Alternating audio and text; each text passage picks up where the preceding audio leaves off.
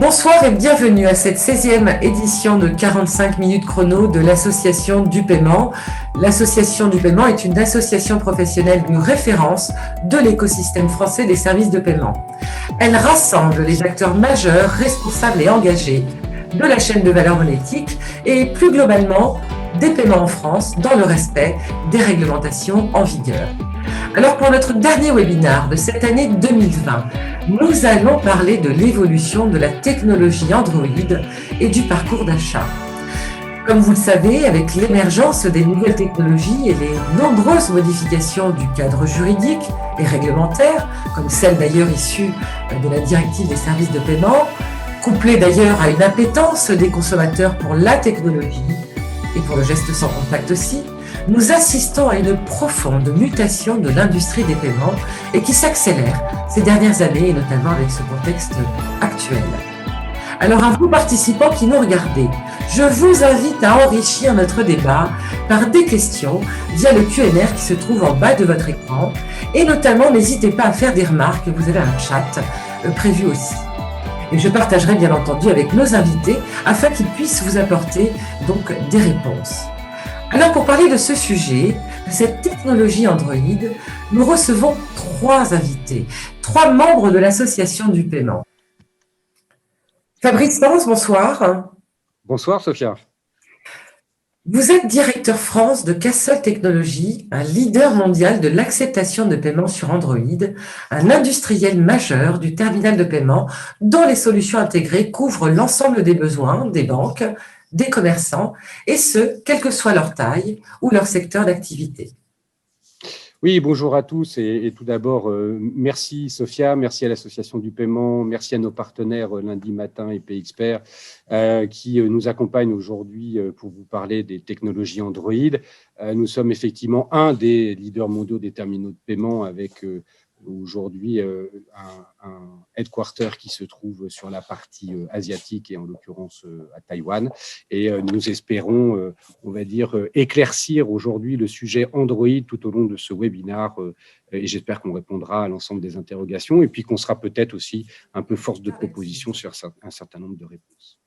Lionel Perrin, bonsoir. Bonsoir à tous. Vous êtes responsable marketing de la société Lundi Matin, un éditeur de solutions logicielles d'encaissement Android. Vous avez Rovercash qui est à destination des retailers, AirKitchen pour les acteurs de la restauration et puis LMD, un ERP CRM omnicanal. Vous avez des produits caisse tactile qui sont distribués par des banques, des fintechs et des réseaux de revendeurs commerçants indépendants. Effectivement, tout à fait. En direct, on équipe également certaines chaînes de grands retailers. Stéphane Lamry, bonsoir. Stéphane. Bonsoir. Vous êtes VP EMA au sein de PXpert, un fournisseur de technologies de paiement omnicanal innovant, web, mobile, proximité, et vous disposez d'un statut d'établissement de paiement européen basé en UK, France, en Espagne et en Taïwan. Vous proposez un large éventail de paiements en tant qu'acquéreur, Visa, Mastercard, UPI, WeChat, Alipay, etc. Et en avant-première pour l'Europe, le scheme russe MIR. Oui, tout à fait, en effet. Donc, PXpert est un des leaders sur le marché européen, nord-africain et sur une partie de l'Asie sur ces solutions d'acceptation omnicanal. Donc, nous proposons, comme vous l'avez bien précisé, en tant qu'acquéreur, l'acquisition de certains moyens de paiement internationaux, tels que Alipay ou WeChat Pay, par exemple, pour les plus connus, pour les paiements chinois. Et en exclusivité depuis 1 an, donc, nous avons lancé l'acceptation des cartes russes sur le marché européen. Donc, si vous connaissez, ou vous allez certainement connaître prochainement, le scheme russe qui s'appelle MIR, que nous distribuons sur toute la partie Europe. Merci. Alors Fabrice, j'aimerais vous poser cette première question, vous qui avez permis en tout cas de rassembler ces deux partenaires autour de la table. J'ai parlé tout à l'heure en introduction de mutation. De quel œil voyez-vous cette mutation dans l'écosystème des paiements? Si vous voulez, aujourd'hui on observe une mutation effectivement du monde du paiement Et comme beaucoup de mutations dans le monde de l'industriel, ça repose essentiellement sur 3 triptyques. La première qui est l'arrivée de nouvelles technologies, donc qui est l'objet de notre webinaire aujourd'hui, c'est-à-dire l'arrivée de la technologie Android dans les terminaux de paiement et donc sur le secteur du paiement. La seconde chose qui est la fragmentation du secteur du paiement, alors pas dans le mauvais terme, dans le mauvais sens du terme fragmentation, mais plutôt dans le bon sens du terme, c'est-à-dire qu'aujourd'hui, on observe l'arrivée de tout un tas de nouveaux acteurs aujourd'hui issus du monde des startups, du monde des métiers, du monde de la fintech. Et l'objectif de ces startups et entreprises, c'est d'apporter de la valeur ajoutée tout en se reposant sur les couches, on va dire, Android. Le point aussi qui me semble être important, c'est toute l'agilité que vont amener ces petites structures et qui vont être pour voir ce qu'on appelle souvent dans notre jargon un peu time to market, en tous les cas, permettent aux commerçants d'être de plus en plus time to market. Et puis le dernier point qui me semble extrêmement important, c'est la consolidation du secteur. On l'a vu aujourd'hui et on a pu le lire dans la presse, avec le rachat d'un certain nombre de sociétés, que ce soit des consolidations au niveau des flux ou au niveau plutôt du matériel. Nous avons racheté Spire Payments au mois d'octobre de cette année. Et donc, l'ensemble de ces 3 triptyques réunis apportent à la mutation du secteur de l'industrie, sachant que, bien évidemment, l'équipement, selon les zones géographiques sur lesquelles on se trouve, n'est pas du tout la même, selon des populations qui sont plus jeunes que plus vieillissantes, selon des infrastructures qui sont plus récentes que plus anciennes. Je pense notamment à l'Asie. Je disais qu'on était un groupe asiatique. Je pense à l'Asie, où aujourd'hui, on a des populations extrêmement jeunes, avec des réseaux qui démarrent directement avec de la 5G. Le monde du Linux, ils ne connaissent pas. Le monde de la carte, très peu. Donc, on voit que les taux d'équipement sont un petit peu différents. Il se trouve qu'en France, on a une grande histoire avec la carte bancaire, puisqu'on en est l'inventeur. Mais en tous les cas, aujourd'hui, ces technologies vont pousser effectivement les nouveautés et les partenaires que l'on a aujourd'hui autour de cet écran. Merci Fabrice. Alors Mustapha, on a dû aborder un peu cette mutation. Quid justement de ces nouveaux comportements qui sont peut-être accentués par cette crise sanitaire?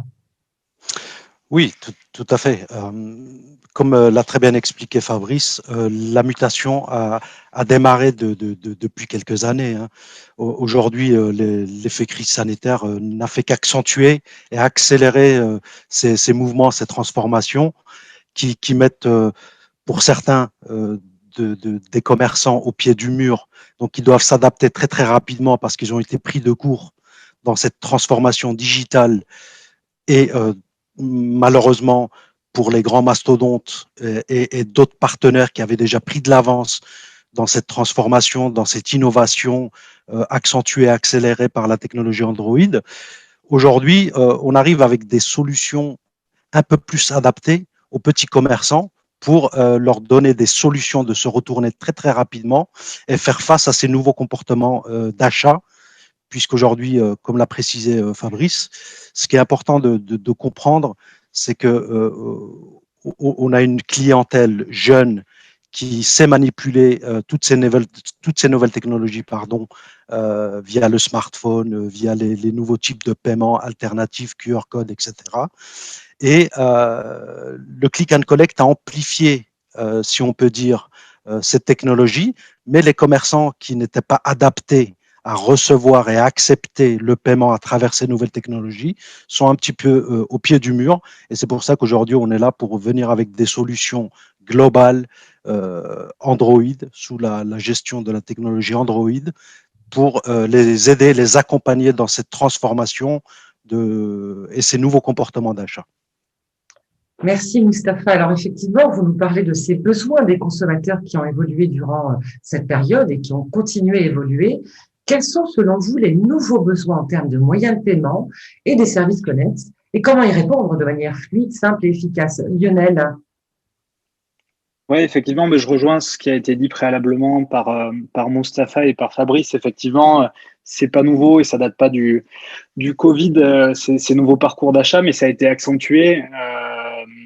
Bon, le côté e-commerce et marketplace, ça fait déjà plusieurs années qu'il est en fort développement. Le click and collect aussi, mais c'était pas tant au centre des attentions. C'est vrai que le premier confinement, le click and collect, au final, c'était un peu les seuls moyens de continuer à générer du profit et à vivre tout simplement pour les commerçants, les restaurateurs. On l'a vu avec des exemples de bibliothèques, mais aussi surtout dans les restaurants. Donc à la fois le click and collect et le click and delivery. Nous, on l'a vu, on a racheté, donc effectivement, comme vous le disiez tout à l'heure, on est surtout sur le sujet de l'encaissement Android, mais on a acheté également en fin d'année dernière une société qui s'appelle Wheezy Food, qui est une solution de click and collect et click and delivery à destination des restaurants. Et on a vu que le besoin était grandissant sur ce genre de solution. Et dès qu'il y a de la vente, il y a forcément, ou pas, mais pour le coup, il y a très souvent du moins du paiement. Et ça se pose la question sur du paiement en ligne également, de l'acceptation des titres restaurants dématérialisés ou de nouveaux modes de paiement. Et donc ça, c'est plutôt pour le côté web online. Et côté boutique physique, bah, également, on a eu de plus en plus de communication qui allait dans le sens du sans contact ou du paiement par QR code, etc. Donc, il faut aussi que les terminaux de paiement et les terminaux d'encaissement puissent s'adapter à ces nouveaux modes d'achat et ces nouveaux modes de paiement, mais vraiment essayer de les penser dans un contexte omnicanal, à la fois pour du e-commerce, des marketplaces, du click and collect, de la vente en point de vente physique. Merci Lionel, j'ai entendu omnicanalité. Alors Mustapha, justement, qu'est-ce que vous pourriez nous dire sur ce sujet? Oui, c'est vrai que aujourd'hui, ce qui est très important dans l'accompagnement de ces nouveaux comportements d'achat, de nouvelles solutions apparaissent, plus ou moins abouties en fonction des prestataires.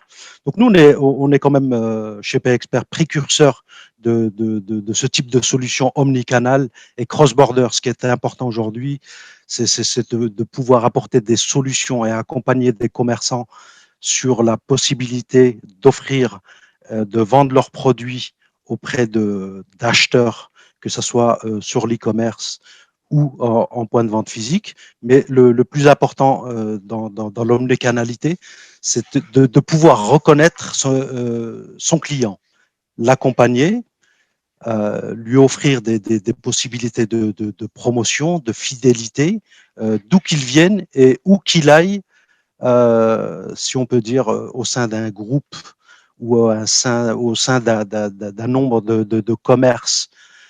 Ce qui est important, c'est qu'aujourd'hui, on arrive avec des solutions pour accompagner ces commerçants, pour suivre leur client final à travers différents canaux d'achat.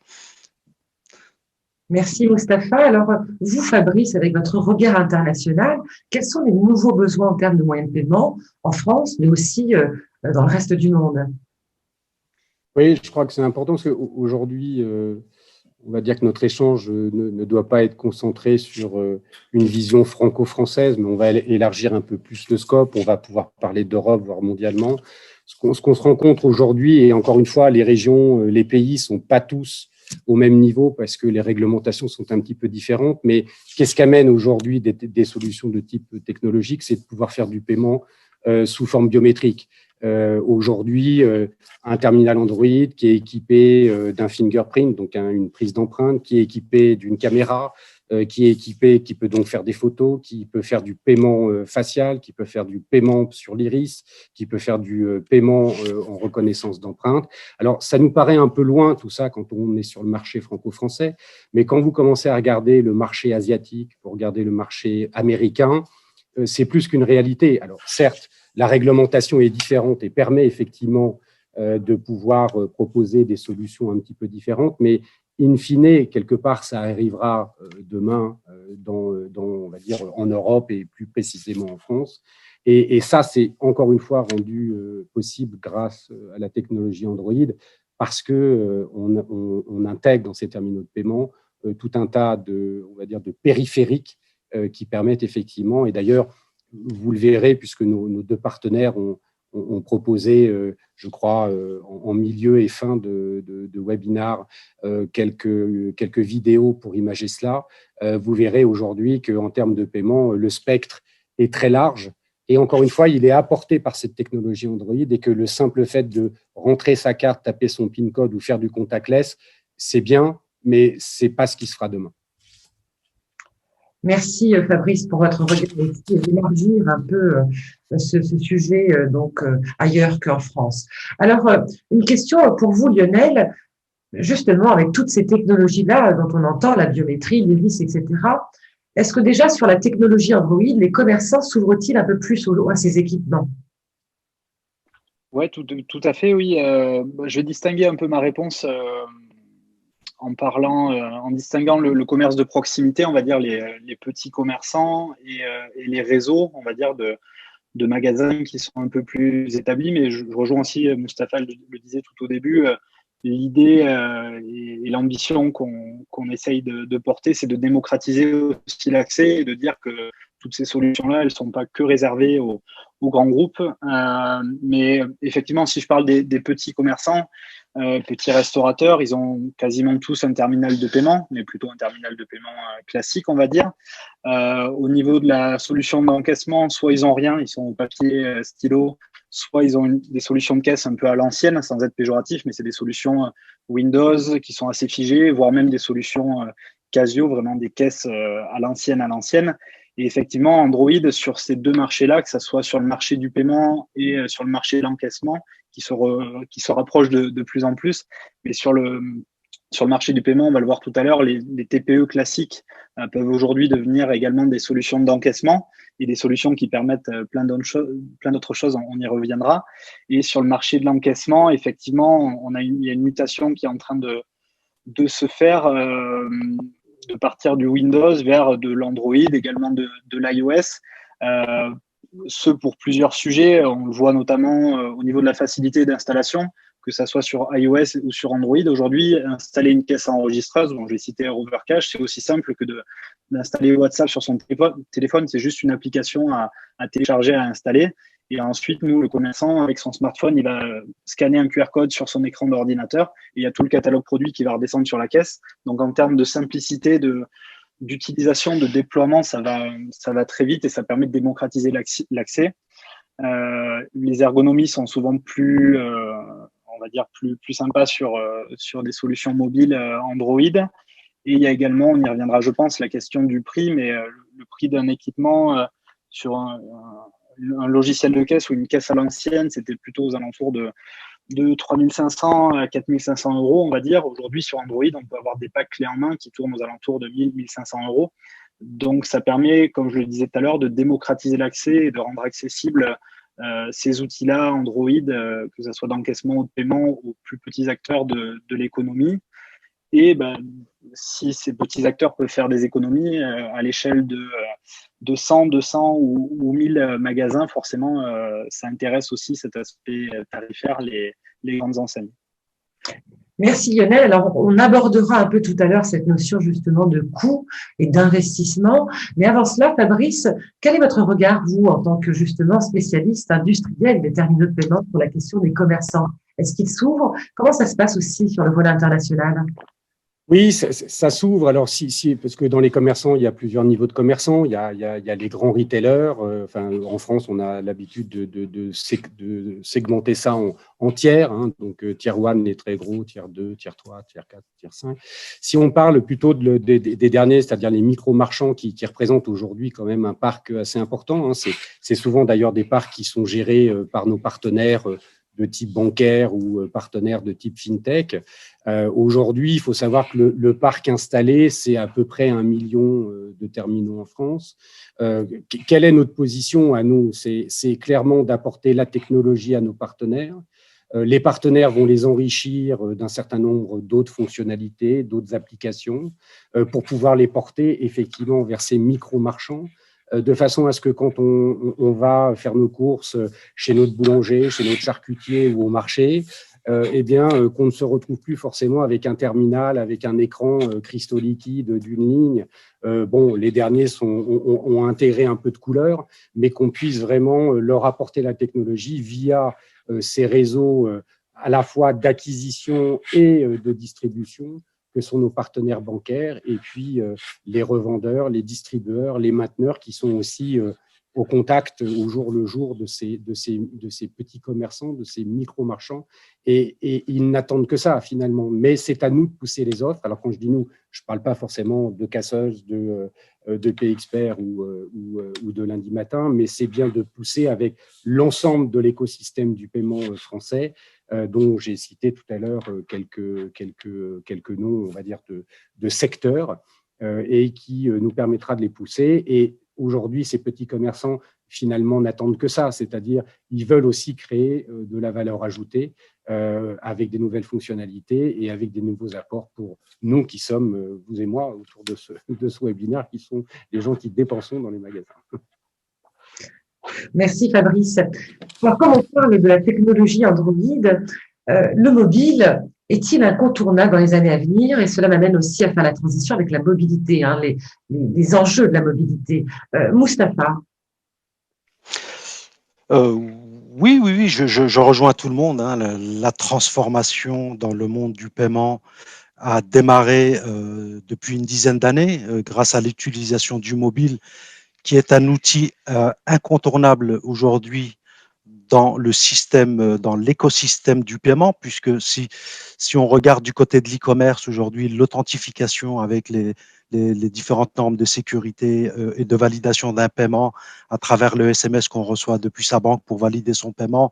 Donc, on est bien obligé de dire que le smartphone, le mobile, est incontournable, fait partie intégrante du monde de paiement. Ça ne remplacera en aucun cas le POS traditionnel. Ça va venir en complément pour pouvoir valider l'acceptation d'une transaction. Mais plus on avance dans le temps, plus l'équipement en smartphone touche toutes les catégories d'âge, puisqu'on n'aura plus d'autres solutions que d'utiliser son smartphone avec la digitalisation qui s'accélère d'un côté à tous les niveaux, et de l'autre côté, le monde du paiement qui doit s'adapter à cet outil qui est indispensable pour tout le monde. Oui, de la mobilité aujourd'hui, PXpert va apporter de nouveaux services autour du paiement avec des applications qui vont s'adapter justement à cette mobilité et offrir de nouveaux services, de nouveaux moyens d'acceptation mobile à tous les commerçants. Donc le but, c'est d'accompagner tous les commerçants dans cette transformation. En aucun cas, il va falloir abandonner certains commerçants. Donc il y a une marche qui est en cours depuis plusieurs années. On va accompagner ce commerçant dans cette mobilité à travers des applications, à travers des évolutions sur le POS, sur des applications comme celle de notre partenaire Lundi Matin. On va pouvoir avoir des solutions clés en main de mobilité pour tout type de commerçant. Merci Mustapha pour cet éclairage. Alors Fabrice, de votre fenêtre, que pensez-vous justement du mobile dans les années à venir? Alors, moi, je verrais sur deux axes. Le premier, c'est qu'aujourd'hui, c'est un fait, il y a une base installée aujourd'hui qui est extrêmement importante. De nouveau, l'objectif, ce n'est pas de s'ériger contre cette industrie, mais bien plutôt l'accompagner et s'en servir, si je peux m'exprimer ainsi. Si je regarde d'un point de vue industriel, la chose qui est extrêmement importante pour nous, c'est que je le disais tout à l'heure, 99% des terminaux de paiement mondialement sont aujourd'hui plutôt basés sur, on va dire, des OS Linux et puis des composants qui sont spécifiques presque à cette industrie. Mais finalement, l'industrie du terminal des paiements, c'est epsilonesque par rapport à l'industrie IT au sens large du terme. Ce que nous apporte Android, en plus de ce dont on a parlé jusqu'à maintenant, en tant que constructeur, c'est bien évidemment, assez basiquement, mais les écrans qu'on a sur nos terminaux de paiement sont les mêmes que les écrans qu'on a dans les smartphones. C'est-à-dire qu'aujourd'hui, nous avons, selon les catégories des terminaux, on est sur des écrans de 4,5 pouces, 5 pouces, 6 pouces. Et comme la mode, on va dire, industrielle du smartphone pousse à avoir des écrans de plus en plus grands et que nous sommes obligés de suivre, puisque aussi les applications se size par rapport effectivement à l'écran.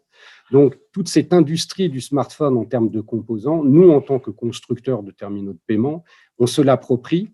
Ce qui nous permet aujourd'hui d'être vraiment sur une industrie qui, pour le coup, est vraiment très importante et mondiale, et donc nous permet aussi de proposer des produits, vous l'avez dit, Sophia, tout à l'heure, mais je crois qu'on en parlera un petit peu plus tard, mais qui me paraît quand même être important de souligner aujourd'hui, c'est qu'on est presque capable, en tant que constructeur, de proposer des terminaux de paiement qui sont presque au même prix que des terminaux de gamme Linux.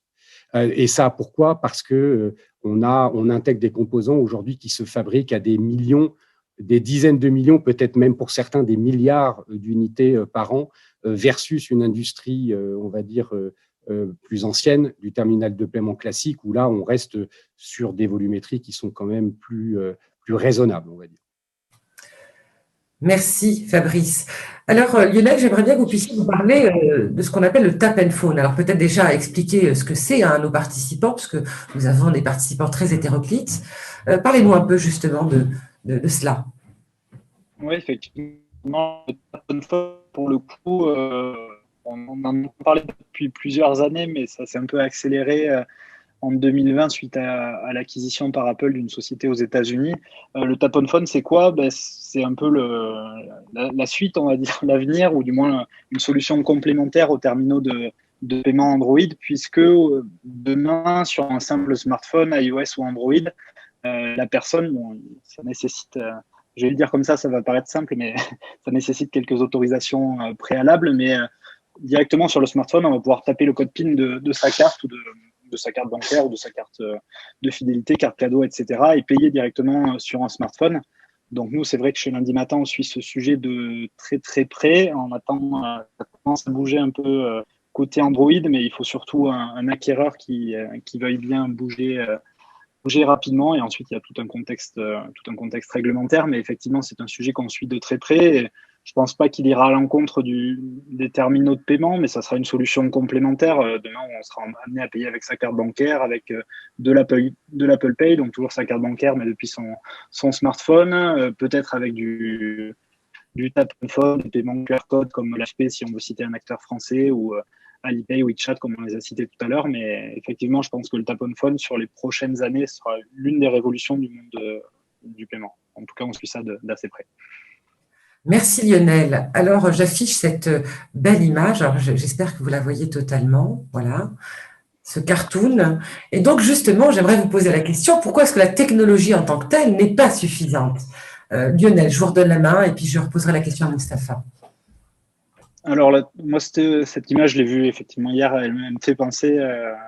Bon, on voit que le commerçant, le vendeur de chaussures a à peu près tout fait, ou du moins sorti toutes les paires de talons hauts qu'il avait dans sa boutique pour équiper cette cliente, ou du moins la servir, et qu'elle lui demande le Wi-Fi pour aller acheter ça en ligne. Donc, je ne vais pas citer d'acteur en ligne, mais pour aller acheter ça sur moins cher certainement en ligne. Moi, ce à quoi ça me fait penser, c'est les outils justement et les fonctionnalités qui peuvent rendre service. Bon, ça c'est un exemple, un cartoon, c'est fait pour faire réagir bien sûr, mais on peut imaginer que dans ce type de commerce, ça rejoint à la fois l'omnicanal et ça va aussi un peu plus loin. Nous, sur l'encaissement, on nous demande parfois d'avoir une solution qui permet de comparer les prix. Aujourd'hui, cette paire de chaussures noires qu'elle veut acheter, le vendeur aurait pu être en mesure de savoir à quel prix elle était vendue sur tel ou tel site marchand e-commerce, et peut-être faire une discount pour dire à cette dame que finalement la chaussure, elle peut l'acheter au même prix chez lui. Ou une autre des solutions amenées par la technologie peut être aussi l'order in store, qui se démocratise pas mal, à savoir on fait nos achats, on paye dans le magasin, mais in fine on va se faire livrer chez soi ou dans un point relais ou dans un autre magasin parce qu'on n'a pas envie de transporter ces achats. Donc toutes ces nouveautés technologiques, je parle du comparateur de prix sur la caisse, je parle de l'order in store ou autre, c'est à la fois au service de l'expérience client en magasin, mais aussi au service bien sûr du commerçant et du vendeur. Ça peut aussi passer par, on y reviendra un peu tout à l'heure sur un petit cas pratique, mais de l'encaissement en mobilité tout au long du parcours d'achat, c'est-à-dire accompagner son client lors de son achat, le conseiller, ajouter les produits sur le panier, sur son terminal Android, et faire le règlement directement, l'encaissement plutôt directement dans les rayons, sans passer par la caisse, en éditant le ticket ou l'envoyant par email. Donc voilà, l'idée c'est de démocratiser et de rendre possible un peu toutes ces nouveaux parcours aux différents acteurs de l'économie, que ce soit les petits commerçants indépendants ou des grands retailers ou grands acteurs de la restauration. Très bien, merci Lionel. Alors Mustapha, comme on parle justement de l'expérience client, comment répondre justement aux besoins côté consommateur? Alors, tout d'abord, je rejoins Lionel sur ses propos. Et pour revenir un petit peu à votre question, est-ce que la technologie en elle-même suffit? Moi, je vous dirais non, puisque il y a différents aspects qu'il faut prendre en compte, hein, surtout dans le monde du paiement. Donc, vous avez tout cet aspect sécuritaire, cet aspect réglementaire, et en plus qui est différent en fonction des régions dans lesquelles vous intervenez. Donc, c'est très, très important d'avoir le prestataire qui est en termes de sécurité est très abouti, en termes de législation et réglementation telle que la DSP2 en Europe, très abouti de ce point de vue-là. Et ensuite, il y a tout un contexte qui permet justement d'accompagner cette technologie. Ce sont les différents comportements d'achat, les différents usages qu'on peut apporter à travers le paiement. Puisque si on part un petit peu dans le sens de l'omnicanalité aujourd'hui, une partie de nos clients nous demandent des solutions qui leur permettent d'avoir cette facilité de répondre à leurs clients, qu'ils soient en France, en Europe ou dans des magasins de leur groupe, par exemple, de pouvoir reconnaître leur acheteur et pouvoir lui proposer des promotions, lui proposer des cadeaux, puisqu'il est reconnu et fidélisé à travers des solutions. Donc, c'est là où la technologie ne suffit pas. Il va falloir repenser cet aspect fidélité, cet aspect parcours client et tous les services qu'on peut apporter à valeur ajoutée dans le terminal de paiement pour déployer et faciliter, fluidifier ce parcours d'achat pour nos clients et pour leurs clients finaux. Merci Mustapha. On essaiera d'aller un peu plus loin tout à l'heure dans cette réflexion d'expérience ou de parcours d'achat. Fabrice, comme vous êtes un spécialiste, je suis curieuse de savoir comment justement, selon votre point de vue, les terminaux de paiement évoluent et quelles sont les solutions d'acceptation de paiement de nouvelle génération. Alors oui, j'en ai parlé. Aujourd'hui, on est sur un marché qui est en constante évolution et d'ailleurs, le fait de l'arrivée d'Android nous pousse à être en perpétuelle innovation, en perpétuelle évolution. La première chose, c'est effectivement de proposer des solutions d'encaissement, enfin, je parle de paiement pour pas qu'il y ait de confusion avec lundi matin, des solutions de mobilité en termes de paiement. Donc, on nous demande toujours plus de mobilité. Et on nous demande aujourd'hui d'intégrer également des composants qui permettent de faire autre chose que du paiement. Je pense notamment, vous le voyez sur le slide, un terminal, alors nous on l'appelle mini-POS puisque c'est un terminal de paiement, mais qui intègre dedans par exemple un lecteur de barcode scanner Honeywell, qui est un barcode scanner de type professionnel et qui permet, après avoir évidemment intégré une application de type gestion de stock, de pouvoir avec le même terminal pouvoir gérer des stocks, des références de produits. Donc, on voit que la technologie aujourd'hui que l'on apporte permet d'ouvrir le scope applicatif derrière. J'ai pris un exemple métier. Si je prenais un exemple paiement aujourd'hui, on voit que, encore une fois, nous, on est extrêmement sensibilisés au marché asiatique, mais on sait que WeChat et Alipay aujourd'hui est un moyen de paiement, comme on utilise, nous, la carte en France. Or, aujourd'hui, ce sont des workflows de paiement qui utilisent des barcodes scanners. Donc, ces barcodes scanners, à un moment donné, il faut également pouvoir les lire avec le terminal de paiement. Il y a également toute la partie wallet aujourd'hui qui prend de plus en plus d'importance.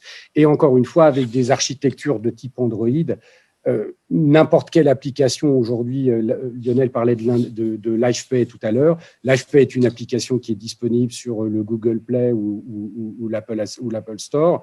Vous le téléchargez sur le terminal, ça prend 2 secondes de le télécharger. Et ensuite, le commerçant a l'application qui est ici. Et ça, c'est renforcé également par les outils qu'on met bien évidemment à disposition de nos partenaires et donc des commerçants. Alors, le premier, qui est un outil de gestion de terminaux de paiement, mais qui est connu à peu près de toute l'industrie du paiement. Il n'y a rien de novateur sur ce sujet-là. En revanche, ce que l'on apporte, c'est également des plateformes qui permettent de faire le téléchargement des applications Android et donc de pouvoir venir les charger sur… Parce que l'objectif, si vous voulez, dans le paiement n'est pas de faire un double Google Play, ça ne nous intéresse pas. Si vous voulez.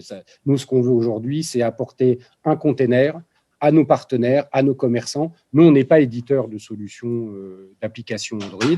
Par contre, ce qu'on apporte, c'est le container. Ce qu'on apporte, c'est la sécurité. Ce qu'on apporte, c'est les règles de distribution de ces applications sur les parcs des terminaux. Et ensuite, des partenaires tels que PXpert lundi matin, mais aussi plein d'autres, peuvent venir aujourd'hui apporter des applications à valeur ajoutée, qu'elles soient d'ailleurs de paiement ou qu'elles soient de métier. Donc, la révolution, elle est aussi là, c'est-à-dire qu'on a besoin d'être dans l'instant, c'est-à-dire avoir un terminal de paiement sur lequel, pour déployer une mise à jour, déployer un moyen de paiement, déployer une application de type Android à valeur ajoutée, métier ou paiement, met beaucoup de temps. Aujourd'hui, avec les technologies que l'on propose, évidemment, ça met du temps de les installer dans les architectures et dans les systèmes d'information de nos partenaires pour, in fine, servir les commerçants, mais aujourd'hui permet cette agilité. Merci Fabrice. Lionel et Mustapha aussi, à quel défi, selon vous, doit-on répondre dans l'acceptation? Est-ce que, voilà, il y a des enjeux de mobilité, de parcours client? Qu'est-ce que vous pourriez nous dire à ce sujet? Ouais, la mobilité, nous, on la voit vraiment au cœur du sujet. Je rejoins Fabrice, ça peut être compliqué de s'intégrer à un SI, mais l'idée, c'est d'arriver à le simplifier au maximum. Et la mobilité, comme je le disais tout à l'heure, je la vois sur deux axes. La première, c'est la mobilité en magasin. On ne peut pas se balader dans un magasin avec sa caisse enregistreur sous le bras. Par contre, avec un terminal de paiement Android, oui. Donc, il y a cette mobilité-là. Et ensuite, la mobilité dans le sens de l'installation, un peu comme je le disais tout à l'heure et comme le disait Fabrice avec l'exemple de l'AFP. Mais l'idée de déployer, d'arriver à déployer plusieurs centaines de terminaux en quelques jours, c'était impossible il y a quelques années sur des solutions un peu à l'ancienne. Nous, par exemple, on va sortir un peu du monde du retail et du commerce, pour le Stade Français Paris, le club de rugby de Paris, un de nos partenaires qui fait une solution de paiement cashless a réussi à déployer 90 terminaux en 2 jours. Donc, c'est même pas nous qui l'avons fait, c'est notre partenaire qui a déployé 90 terminaux en 2 jours pour servir un événement du Stade Français Paris, tout ce qui est gestion des boutiques, des buvettes, etc. Et ça commence à être accessible pour le grand retail, puisque, comme je le disais tout à l'heure, simplement en scannant un QR code, on peut faire redescendre un catalogue produit propre au magasin, les vendeurs du magasin. Et si on prend ce même terminal de paiement Android et qu'on va dans une autre boutique du magasin, mais qui a un tout autre catalogue, d'autres vendeurs, etc., on peut faire la bascule simplement, par simple paramétrage. Donc, c'est vrai que les outils SaaS en général et aussi les outils Android permettent d'avancer sur ce genre de sujet. Pour nous, la caisse de demain, entre guillemets, elle doit vraiment s'axer sur la mobilité et la facilité de déploiement. Donc, la mobilité est vraiment au cœur. Et ensuite, sur la gestion exhaustive de tous les moyens de paiement, que ce soit QR code, carte bancaire et les nouveaux moyens de paiement. Et enfin, sur l'omnicanal. Donc, c'est vraiment mobilité, omnicanal et tout moyen de paiement. C'est vraiment la clé du succès pour nous, du moins sur l'aspect encaissement. Merci Lionel. Mustapha, je suis curieuse de connaître votre point de vue. Oui, non, mais je rejoins totalement Lionel. Aujourd'hui, le défi, la mobilité de la mobilité, c'est de pouvoir apporter des applications déportées sur le terminal et pouvoir gérer toutes les données sous forme de centralisation des données et pouvoir répondre à des besoins concrets et immédiats depuis nos serveurs. C'est-à-dire qu'aujourd'hui, vous n'êtes pas forcément obligé de pouvoir changer votre parc de terminaux sous Android pour pouvoir mettre à jour toutes ces applications. Donc, il suffit d'un simple clic, où que vous soyez, pour pouvoir mettre à jour ce type d'application. Donc, nous, on est beaucoup plus sur une réflexion de pouvoir apporter de l'immédiateté à des mises à jour ou à des mises en place d'applications déportées. Merci Mustapha. Juste peut-être, Sophia, pour compléter, pardonnez-moi de vous couper la parole, mais je pense que c'est un point extrêmement important et je pense d'ailleurs à nos partenaires mainteneurs et distributeurs, c'est-à-dire ceux qui installent les terminaux chez les marchands et puis qui les maintiennent. Aujourd'hui, ces technologies, alors Lionel en a parlé dans un contexte de caisse, mais ça me semble important de simplement en parler dans un contexte de paiement.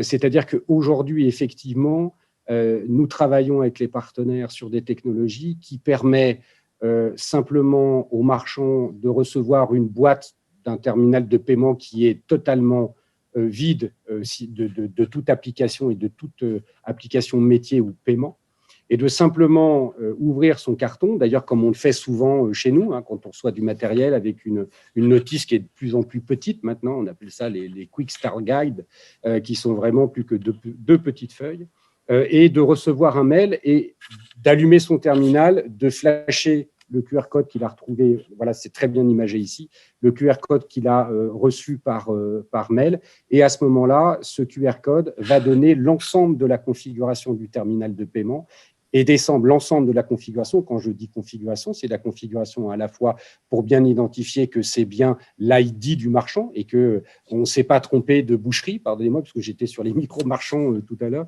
donc on ne soit pas trompé effectivement de boucherie. La deuxième chose, c'est qu'on va descendre les applications dont le client a besoin. Certains auront besoin simplement du CB, d'autres auront besoin de l'Amex, peut-être d'autres de UPI, peut-être d'autres de WeChat ou d'Alipay.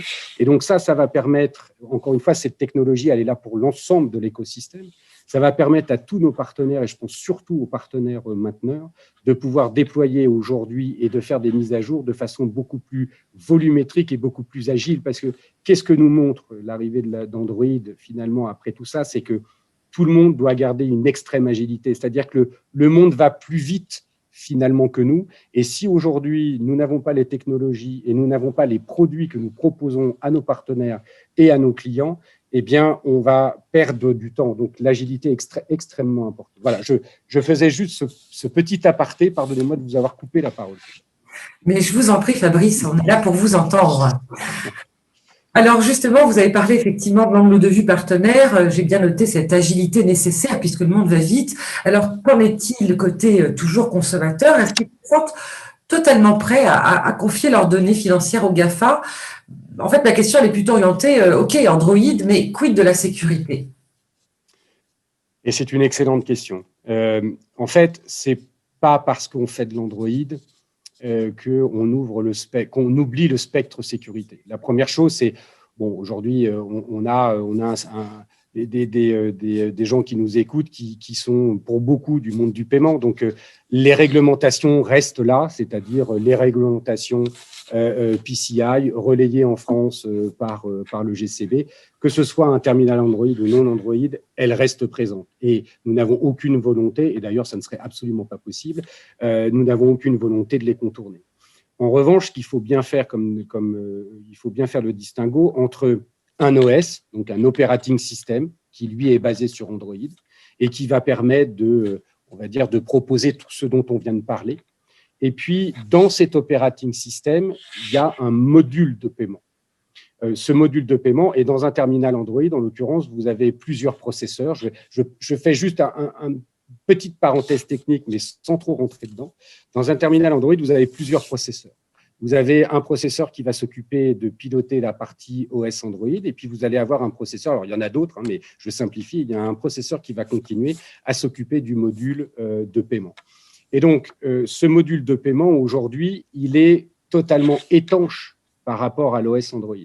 Nous, on développe aujourd'hui des modules à la demande de nos clients, des modules sécuritaires, puisque leur problématique, c'est de dire, OK, j'ai un terminal Android, moi, je sais faire du paiement et je propose du paiement. Mais demain, si je mets une application, je ne sais pas, du média ou je mets une application de satisfaction, qui me dit qu'au moment où le client va venir payer, qui me dit que finalement Android ou mon application, une application tierce qui est connue de personne, ne va pas venir finalement sniffer, pardonnez-moi du terme, mais sniffer l'information de la carte, que ce soit un PIN code, que ce soit des éléments sur la carte magnétique.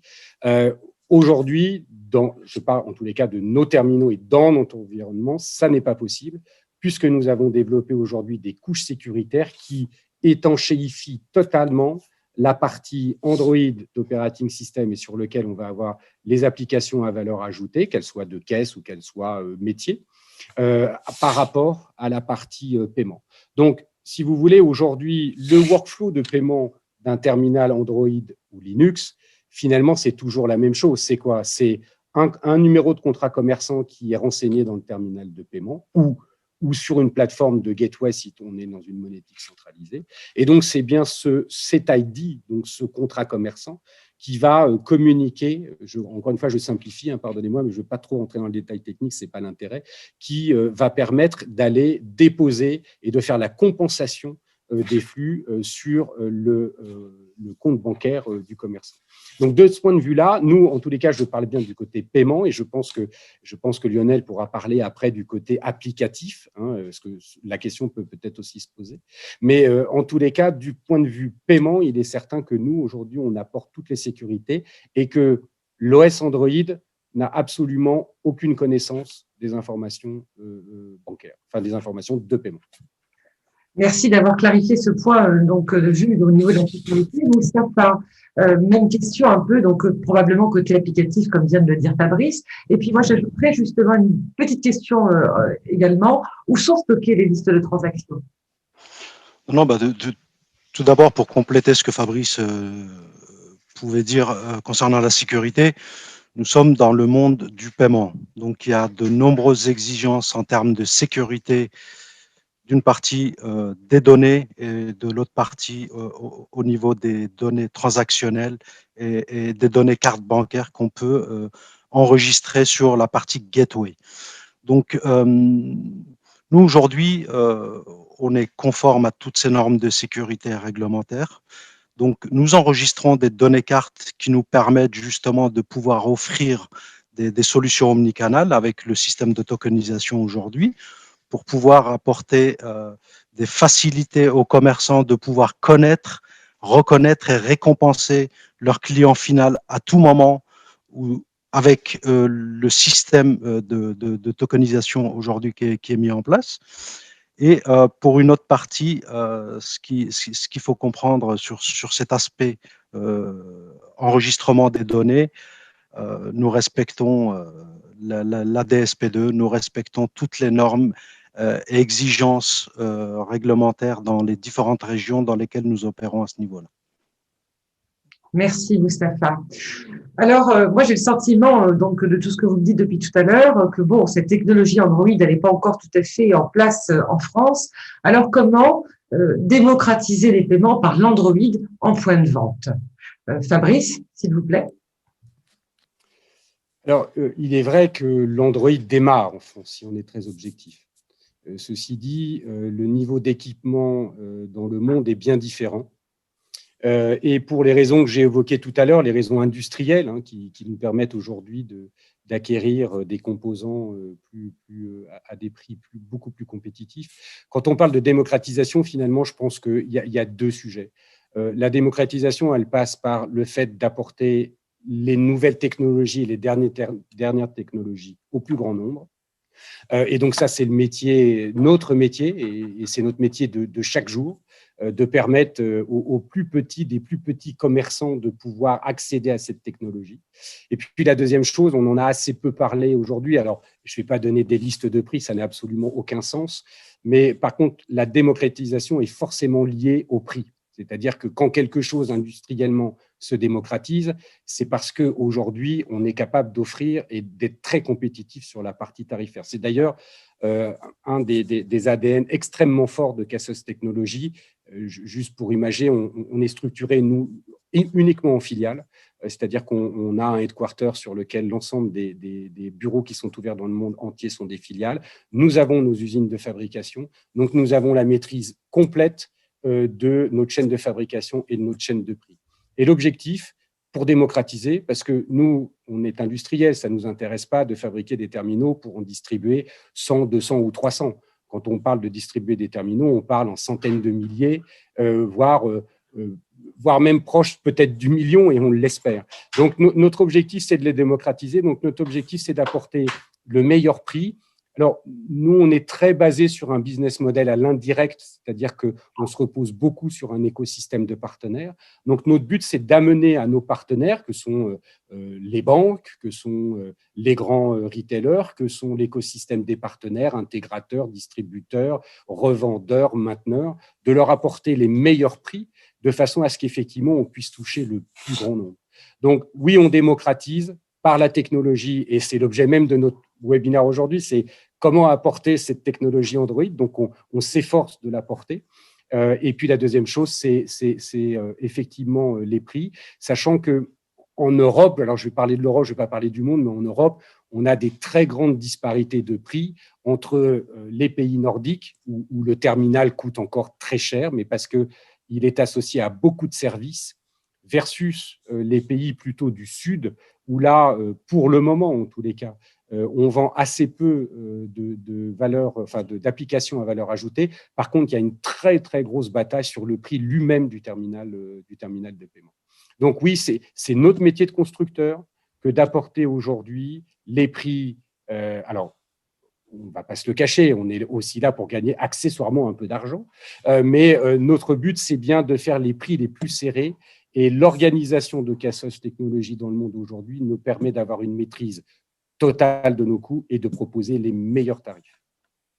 Merci Fabrice. Lionel, un mot justement sur votre expérience dans les enseignes et par rapport à ce qui vient d'être dit par Fabrice.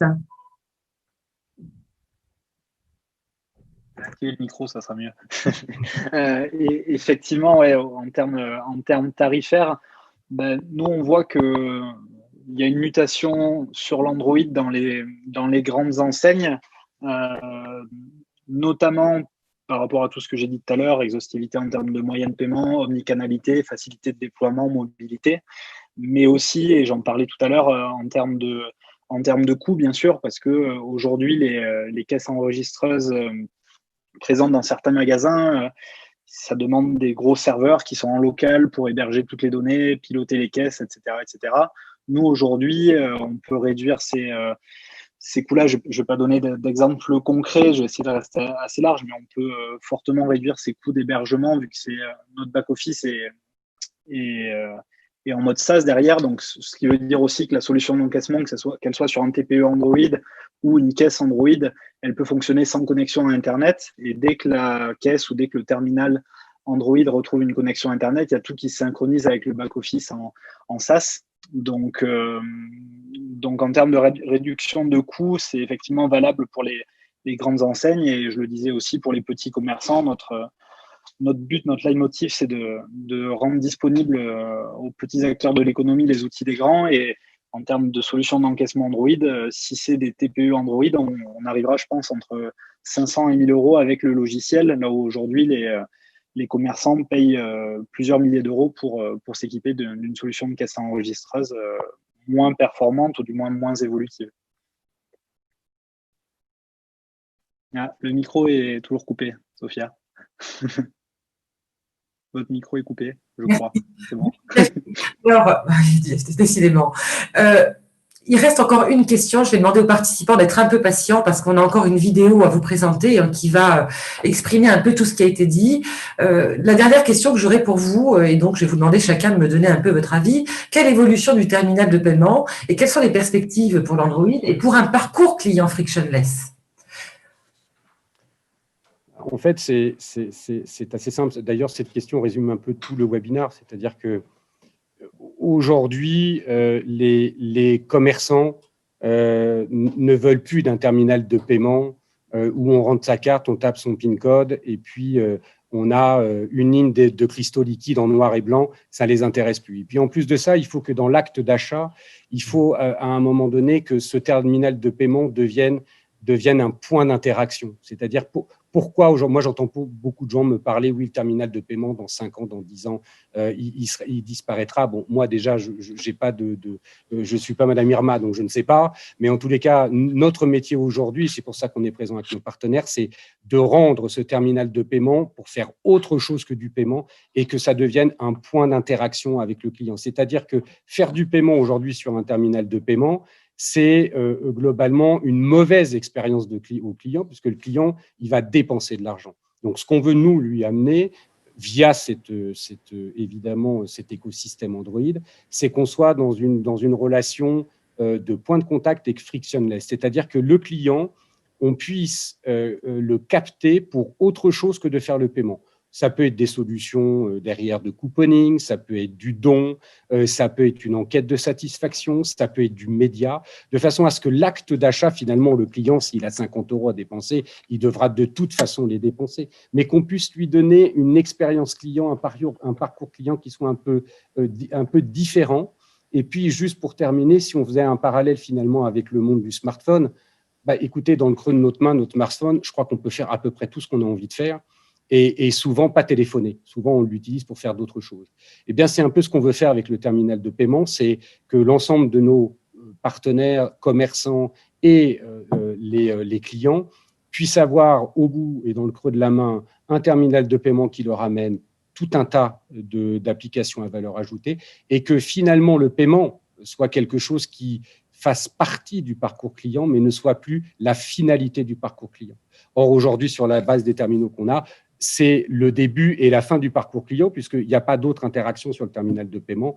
Alors, il commence à y avoir des choses, il commence à y avoir du micro-don, d'ailleurs avec des super partenaires et des campagnes qui sont très intéressantes, mais c'est tellement lourd d'implémenter ces applications dans des environnements d'OS Linux, alors qu'en Android, c'est extrêmement simple. On télécharge via des plateformes de ces stores, enfin de stores comme Castle peut le proposer, et donc on change complètement le parcours client.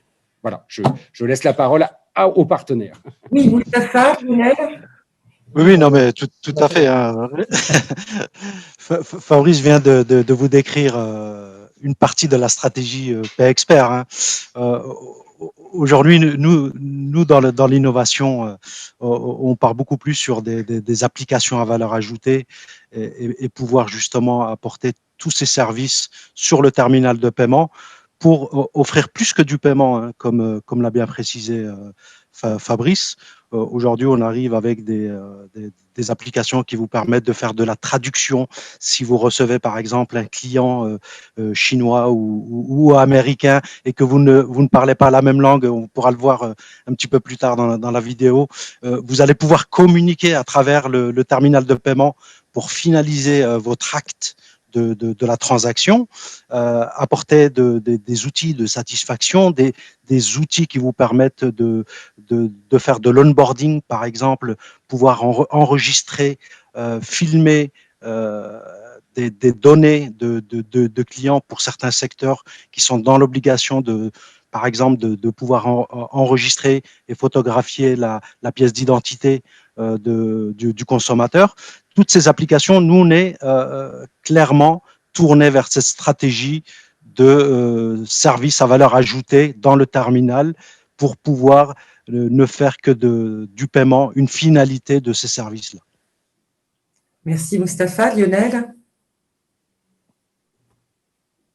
Oui, moi, ça me fait penser à une grille de réponse qu'on avait eue c'était la Fédération française de tennis, pour ne pas la citer, sur Roland-Garros, où effectivement, l'une des possibilités ou des souhaits, en tout cas de la Fédération française de tennis, c'était qu'en fin d'acte de paiement, il y a un petit jeu concours qui puisse se faire directement sur le terminal de paiement, de manière à rendre plus sympathique l'expérience d'achat. Et au final, oui, on a payé pour avoir la serviette Roland-Garros, c'est ça qui vendent beaucoup là-bas, mais on a peut-être gagné une rencontre avec un joueur ou autre, et c'est aussi dans le but, bien évidemment, de collecter un peu de données derrière, faut pas se le cacher, mais voilà, ça me faisait penser à ça. Donc, c'était juste une petite parenthèse là-dessus. Merci Lionel. Je vous propose de répondre aux questions de nos participants et puis ensuite on visionnera une vidéo qui va effectivement étayer tout ce qui a été dit ce soir. Alors la première question, j'ai donc Antoine Bourgeois qui nous dit Android qui ne pourrait rien sniffer sur le paiement, point d'interrogation, mais Google est régulièrement accusé de récupérer les données à l'insu des propriétaires de smartphones via Android. Donc,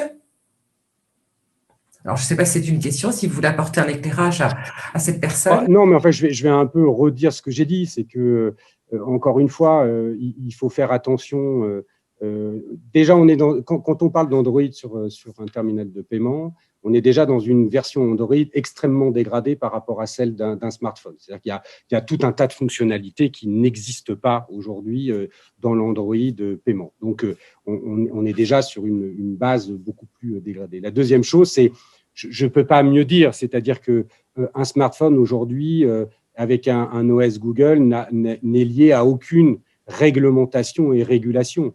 Dans le monde du paiement, on doit répondre, on est dans un secteur d'activité extrêmement réglementé. Nous, pour vendre nos terminaux de paiement, nous avons à notre niveau, en tous les cas, ce qu'on appelle le PCI PTS, donc qui est la certification pour les terminaux de paiement.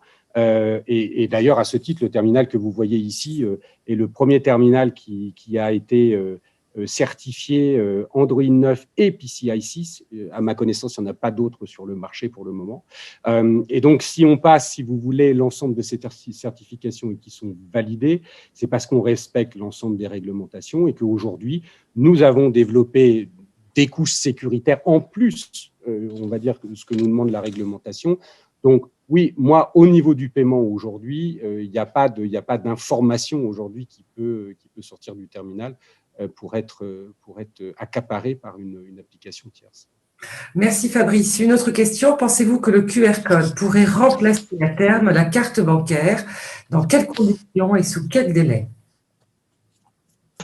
Alors oui, si je peux me permettre d'intervenir sur cette question, oui et non, puisque derrière la carte bancaire existera toujours, mais sous une forme virtuelle qui sera reliée justement au QR code pour pouvoir finaliser une transaction et débiter celle-ci.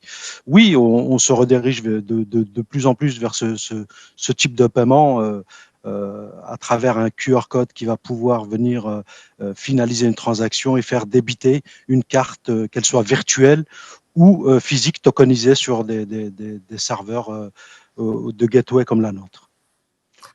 Vous savez, on pourrait tout à fait imaginer, n'oublions pas, encore une fois, on est dans le monde Android, on pourrait tout à fait imaginer de faire du paiement par PayPal sur un terminal de paiement. Et de ne pas avoir à rentrer sa carte ou présenter sa carte de crédit. Aujourd'hui, on a quand même, je pense, un rapport à la carte qui est tout à fait spécifique en France. On est le pays inventeur de la carte. Donc, on a une relation et nos compatriotes ont une relation très spécifique à la carte bancaire.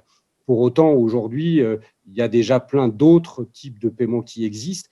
Est-ce que la carte de paiement disparaîtra? Encore une fois, je ne suis pas devin. C'est comme est-ce que les terminaux n'existeront plus dans 5 ans? Je ne sais pas. En tous les cas, ce qui est clair, c'est qu'aujourd'hui, des paiements de type alternatif qui n'utilisent plus ou qui n'utilisent pas la carte sont déjà présents et permettent effectivement aujourd'hui de faire du paiement. Oui, juste pour compléter, pardon Sophia, pour moi, toutes ces technologies-là de paiement ne sont pas forcément contradictoires, elles sont plutôt complémentaires et ça va forcément dépendre. Il y en a qui continueront toujours pour une raison X ou Y de vouloir payer en espèces, d'autres en carte bancaire, d'autres avec leur wallet ou leur QR code ou Apple Pay ou Samsung Pay ou autre. Mais pour moi, c'est des technologies plutôt complémentaires et c'est aux fabricants de terminaux et aux éditeurs de logiciels comme nous de rendre possible aux commerçants d'accepter justement tous ces moyens de paiement pour laisser le choix in fine aux consommateurs. Merci messieurs. Écoutez, on a pas mal débordé. Alors ce que je vais faire, c'est que je vais quand même poser la dernière question de notre président Maurice Blanchard, qui pose la question suivante. Pensez-vous que les acteurs comme Apple, Samsung pourraient arriver à disrupter ce marché en proposant notamment des téléphones de paiement en lieu et place des terminaux de paiement? Bonjour Maurice. Merci pour ta question. J'ai envie de dire, ça existe déjà en fait. C'est déjà existant. Quand vous avez des réseaux, alors c'est plus que des modes de paiement, c'est-à-dire que si vous prenez un Apple, à son habitude d'ailleurs, il va truster l'ensemble de la chaîne, c'est-à-dire qu'il va avoir le mode de paiement, il va faire l'acquisition, il va faire la compensation, il va distribuer éventuellement le mode de paiement, le wallet ou la carte. Donc, mais effectivement, ça existe déjà et encore une fois, le but, moi, je ne suis pas devin, donc ce que va devenir le marché demain, j'ai une certaine perception qui ne sera peut-être pas ce qui se vérifiera demain. En tout état de cause, je crois qu'il y a une chose sur laquelle il ne faut pas avoir peur, c'est de la concurrence. Aujourd'hui, la concurrence, elle est là, et alors elle a des côtés positifs et des côtés négatifs, mais allons dans la concurrence. Nous sommes nous-mêmes compétiteurs. On est souvent taxé, et à juste titre d'ailleurs, d'être un constructeur chinois et d'arriver sur des marchés européens. Mais donc, on n'a pas peur de la concurrence, on n'a pas peur de peut-être gagner et de perdre des marchés. Je crois que globalement, il ne faut pas avoir peur de la concurrence, il ne faut pas avoir peur de la technologie, il ne faut pas avoir peur des avancées. À nous de nous permettre. Et à ce titre-là, je peux indiquer que Cassols travaille déjà sur des solutions de type soft post.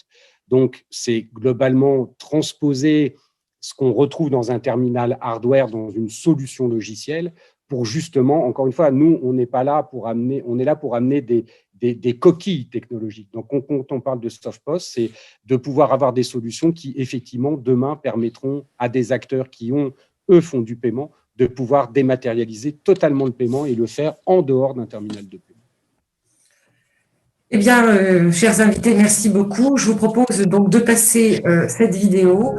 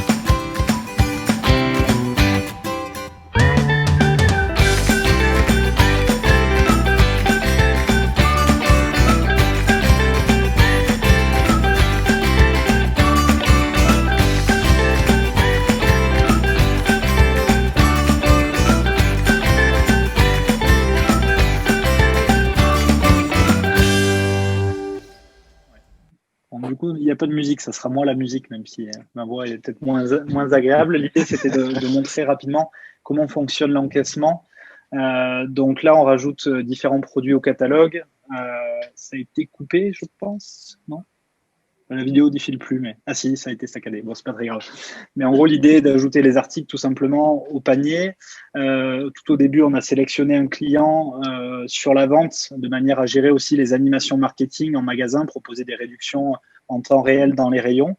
Et ensuite, on passe à l'encaissement, donc par carte bancaire. On aurait pu imaginer également par QR code. Et sur la dernière étape, on va pouvoir soit imprimer le ticket, soit choisir de l'envoyer par email au client. Donc voilà, c'était un petit cas pratique retail, on va dire, de notre collaboration avec Cassols. Eh bien, monsieur, merci. Thierry Roland. Je vais vous proposer de me donner vraiment un mot pour conclure. Premier mot, moi, c'est merci à vous tous. parce que en fait, le 45 minutes s'est converti en 1h15. Alors, bon, vous nous pardonnerez, mais comme c'est la dernière de l'année, c'est le dernier webinaire de l'année, donc on a pris un peu de largesse. Écoutez, en toute simplicité, c'était un peu l'objet de mon message sur certains réseaux, c'était de vous dire, on voulait partager avec vous nos idées.